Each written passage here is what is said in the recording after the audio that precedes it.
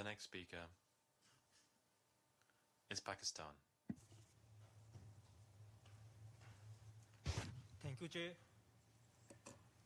We express our appreciation to the Chair of Working Group on Enforced or Involuntary Disappearances for 2 days briefing and the important work of the group. Pakistan is firmly committed to safeguarding the rights of its citizens and ensuring that no individual is subjected to arbitrary detention or enforced disappearance. The right to personal liberty is a fundamental guarantee under the Constitution of Pakistan. The constitutional protection is a cornerstone of Pakistan's legal framework, and we continue to take tangible steps to prevent and address any case of enforced disappearance that may surface. Pakistan has established a National Commission of Inquiry on Enforced Disappearances, which has played a vital role in investigating reported cases. This independent body works closely with victim families, providing them with assistance, free legal support, and ensuring access to justice.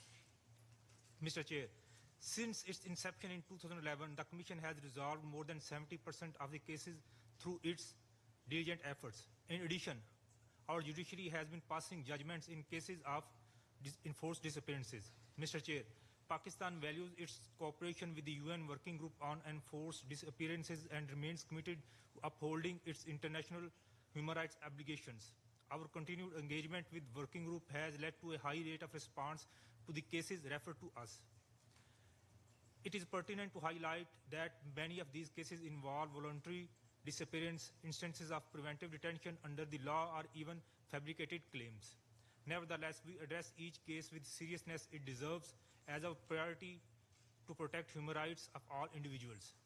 We assure the Working Group of our continued cooperation for resolving all outstanding cases and of enforced disappearances. Mr. Chair, while Pakistan remains vigilant in addressing cases of enforced disappearances domestically, we cannot overlook the alarming situation in conflict zones, especially in areas under foreign occupation. The situation in Indian illegally occupied Jammu and Kashmir is a tragic example where enforced disappearances are used systematically as a tool of oppression.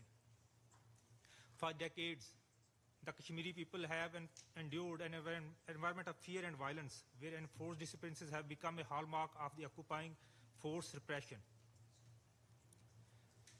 Mr. Chair, in IIOJK, enforced disappearances are not isolated incidents but a well-documented pattern of violence that often lead to the further abuses, including torture, extrajudicial killings, and mass graves.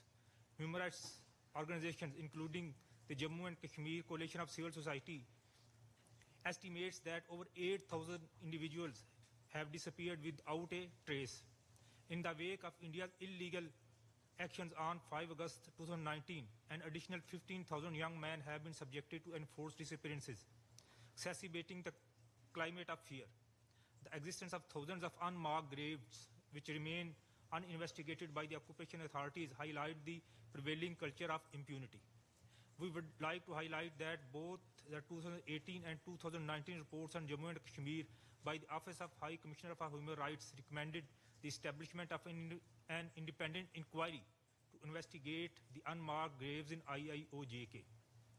We believe that international oversight is essential to ensure justice for the families of the disappeared, including the thousands of half widows who continue to suffer without knowledge of their loved ones' fate. In conclusion, we would appreciate the Chair's perspective on how the international community can contribute to a credible investigation of the unmarked graves in IIOJK and what steps can be taken to ensure accountability for these grave human rights violations. I thank you. Je remercie le distingué